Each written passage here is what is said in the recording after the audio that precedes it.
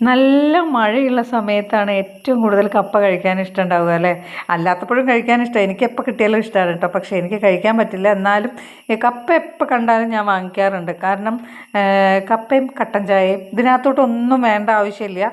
വെറുതെ കപ്പയും കട്ടൻ ചായയും കൂടെ ആകുമ്പോഴും നല്ല ടേസ്റ്റാണ്. അപ്പം നമ്മുടെ വീടിൻ്റെ മുറ്റത്ത് ഇങ്ങനെ 100 രൂപ 4 കിലോ 100 രൂപ എന്ന് പറഞ്ഞിട്ട് കൊണ്ടുവന്നിട്ടുണ്ടായിരുന്ന കേട്ടോ. നല്ല പൊടിയുള്ള കപ്പയാണെന്ന് പറഞ്ഞപ്പോൾ നമ്മൾ വാങ്ങിച്ചായിരുന്നേ.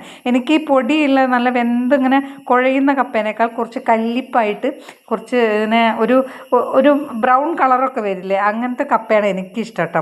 കാരണം അതിങ്ങനെ കടിച്ച് ഒരു ചെറിയൊരു കയ്പോട് കൂടി കടിച്ച് കഴിക്കാൻ എനിക്ക് ഭയങ്കര ഇഷ്ടമാണ്. അതിനകത്തോട്ട് ചമ്മന്തിയോ കാര്യങ്ങളോ ഒന്നും വേണ്ട കേട്ടോ. ഇത് പിന്നെ മാഷ് ഇവിടെ ഉള്ളത് കൊണ്ട് മാഷിൻ്റെ നാട് പത്തനംതിട്ട ആയതുകൊണ്ട് അവരിങ്ങനെ ഈ ഉള്ളിയും മുളകൊക്കെ ചതച്ച് ഉടച്ച് കഴിക്കുന്നതല്ല ഈ കപ്പ. അതുകൊണ്ട് മാത്രം ഞാൻ ഉണ്ടാക്കുന്ന നമ്മുടെ വീട്ടിൽ ഈ കപ്പയ്ക്ക് കറിയോ കാര്യങ്ങളോ ഒന്നും വേണ്ട, വെറുതെ കട്ടൻ ചായയുടെ കൂടെ കപ്പ കഴിക്കും കേട്ടോ. നമ്മളൊക്കെ അങ്ങനെ കഴിച്ച് ശീലിച്ചവരായതുകൊണ്ട് നമുക്കത് പ്രശ്നമില്ല. മാഷുള്ളതുകൊണ്ട് മാത്രം കേട്ടോ. അങ്ങനെ നമ്മൾ രാവിലെ കപ്പ പുഴുങ്ങി ഇച്ചിരി മഞ്ഞപ്പൊടിയൊക്കെ ഇട്ടിട്ട് പുഴുങ്ങിയിട്ടുണ്ട്. കൂടെ നമ്മൾ ഉള്ളിയും പച്ചമുളകും ഇച്ചിരി പുളിയൊക്കെ ചേർത്തിട്ട് നല്ല പച്ച വെളിച്ചെണ്ണയൊക്കെ തൂവി ഒരു ചമ്മന്തി ഇങ്ങനെ മിക്സിയിലൊന്ന് ജസ്റ്റ് ക്രഷ് ചെയ്തിട്ട് എടുത്തിട്ടുള്ളൂ കേട്ടോ. കൂടെ തന്നെ ചോറിനുള്ള വെള്ളവും വെച്ചു, അരി അടുപ്പത്ത് ഇട്ടിട്ടുണ്ട്. കൂടെ നമ്മുടെ ചായയും കൂടെ റെഡി ആയിട്ടുണ്ട്. അപ്പം നമ്മൾ ചായ കുടിക്കാനിരിക്കുകയാണ്.